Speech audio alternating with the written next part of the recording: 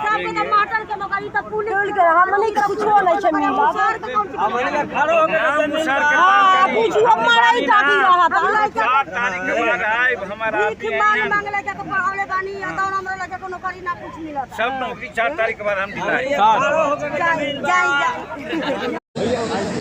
अगले आई हटी रौगा चाचा साइड हटिए हम पे बंदो मरू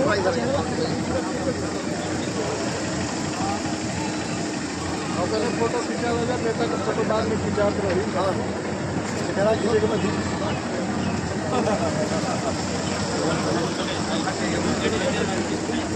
तो और मीडिया के सहारे मैं कहना चाहता हूं कि समस्त बिहार के नवयुवकों में एक मेरी ये बात जानी चाहिए कि हमारा जमहूरियत है, प्रजातंत्र है और प्रजातंत्र में मुख्यमंत्री ही किसी भी मंत्रिपरिषद का प्रधान होता है। बिना मुख्यमंत्री के आदेश के कोई भी आदेश का पालन नहीं होता है। और जब नीतीश कुमार एनडीए में थे उस समय बिहार में शिक्षक बहाली की बात की गई थी और बातें चल रही थी। और जब महागठबंधन के साथ नीतीश कुमार आए तो शिक्षकों की बहाली की बात हुई। तो नीतीश कुमार मंत्रिमंडल के हेड के नाते जब तक उनका सिग्नेचर नहीं होगा, जब तक उनकी बात नहीं होगी, सहमति नहीं होगी, तब तक शिक्षक की बहाली कैसे होगी। तो ये संवैधानिक प्रावधान है, यानी शिक्षक की बहाली नीतीश कुमार जी ने किया है, न कि तेजस्वी ने किया। एनडीए प्रत्याशी मिथिलेश तिवारी का आगमन हुआ है 61 में। उसके पहले नावनार में भी गए थे जहां माननीय मुख्यमंत्री नीतीश कुमार का आगमन हुआ था और यहाँ 61 में पूर्व मुख्यमंत्री जीतन राम मांझी का आगमन हुआ था। और यहाँ देख रहे हैं कि जितना हजारों हजार की संख्या में जनसैलाब उमड़ी है वो हुए हैं। विभिन्न दलों के जो समर्थक हैं कि उनका भी देखने को नज़ारा मिला है। लेकिन यहाँ तस्वीर हम दिखाएंगे कि जो भी जनमानस हैं, बड़े बड़े घर के गार्जियन हैं, वो भी आज मिथिलेश तिवारी के साथ हैं।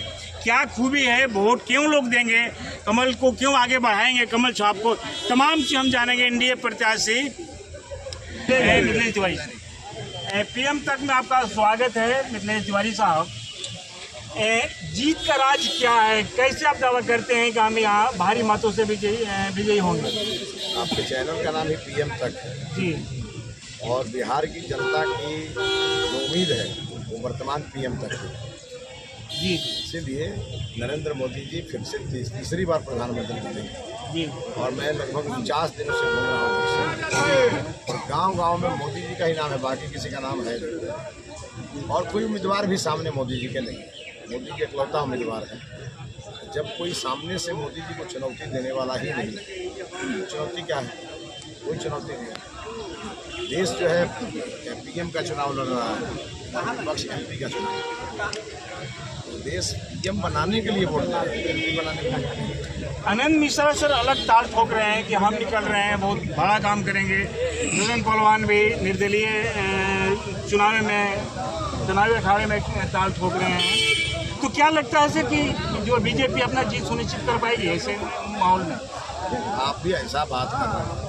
अरे मेरा नहीं सर, जनता की आवाज़ है। 13 उम्मीदवार है निर्दलीय, 13 उम्मीदवार निर्दलीय है। और राष्ट्रीय जनता दल ने कुछ लोगों को सुपारी दिया है बीजेपी को हराने की, और जो सुपारी लिया है वो निर्दलीय खड़ा हो। और दिन भर आरजेडी के जो कार्यकर्ता हैं वो गमछा बदल देते हैं, वो जो है पीला गमछा ओढ़ लेते हैं और गांव-गांव में जाके कन्फ्यूजन क्रिएट करते हैं। शाम को फिर हरा गमछा ओढ़ करके और राजद को वोट मांगने लगते हैं। और ये बात यहाँ की बक्सर की जनता बहुत समझ चुकी है। ये रामवर्ष में चुनाव हो रहा है और राम काज के लिए निकले हुए लोग हैं मोदी जी और मिथिलेश तिवारी। हम लोगों के रास्ते में जो खलल डालेगा उसका राम जी ही दवाई करते हैं।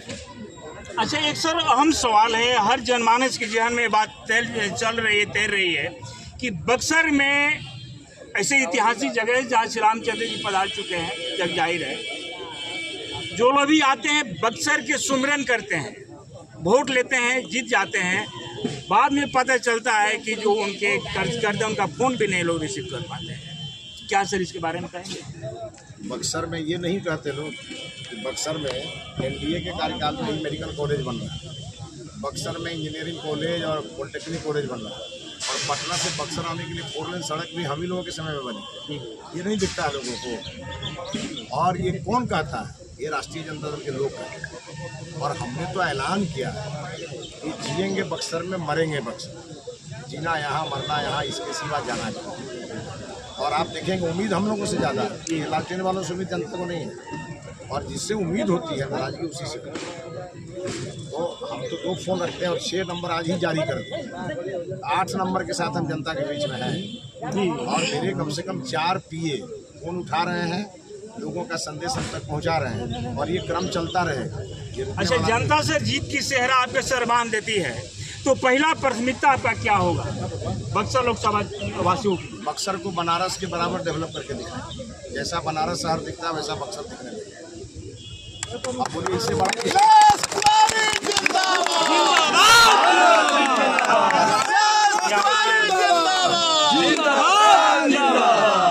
बाबू हैं जो पेट्रोल पंप के मालिक हैं, बीजेपी के खिलाफ नेता भी हैं, अमर सिंह हैं जो कतिकनार के हैं, अपने आप के महान हैं, और एक है क्या नाम है उनका, अनिल बाबू हैं, मुखिया, वर्तमान के मुखिया हैं, रंजन जी हैं कतिकनार के हैं। ऐसे ऐसे दिल जवान सर आपके साथ क्या कहेंगे? और नौजवानों को बक्सर के सारी योद्धा मेरे ही साथ और भी जान लीजिए कुछ नौजवान जिन लोगों को बरगला करके लोग ले गए थे वो तेजी से कन्वर्ट हो रहे हैं।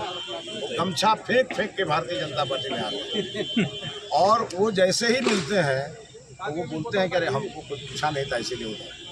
तो हमने अपने सब कार्यकर्ताओं को कहा है कि वैसे कार्यकर्ताओं की पीठ पर और सिर पर हाथ रखिए और फिर से उनको भारतीय जनता पार्टी में लाइए, वो आ जाएंगे अपनी जगह पर। चुनाव के 2 दिन पहले रहा न कोई रोवन हारा, ऐसी स्थिति निर्दलीय प्रत्याशी की भी होगी और ऐसी स्थिति आपके लालटेन वालों की।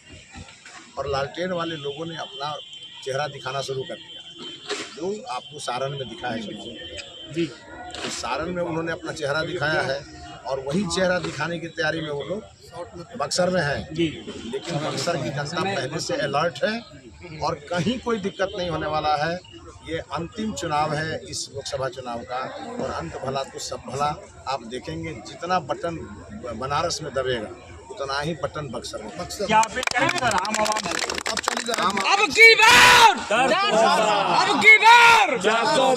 आम से यही अपील करेंगे कि ऐसे तो हर 5 साल पर आप लोग वोट देते हैं, इस बार का वोट खास है। प्रभु श्री राम अयोध्या के राम मंदिर में बैठकर बक्सर की ओर देख रहे हैं क्योंकि बक्सर प्रभु श्री राम की शिक्षा स्थल है। इसलिए बक्सर के लोगों का परम कर्तव्य है एक बार जितने भी विकास के काम हुए हैं उसके साथ साथ प्रभु श्री राम का मंदिर जो मोदी जी ने बनाया है उसके लिए जोरदार ढंग से इस बार ईवीएम का बटन कमल के लिए ही दबाया।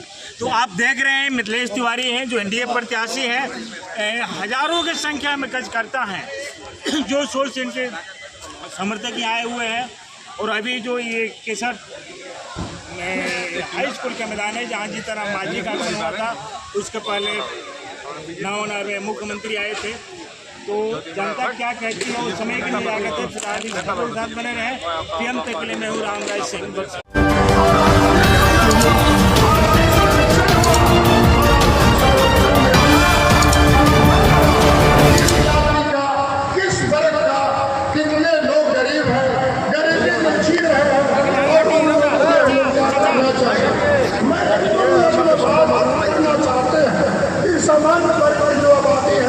उसमें 25% लोग गरीब हैं, पिछड़ा वर्ग में 31% से ज़्यादा गरीब है, अत्यंत पिछड़ा वर्ग में 33% ज़्यादा गरीब है और अनुसूचित जाति अनुसूचित जनजाति में 42-43% से ज़्यादा लोग गरीबी झेल रहे हैं।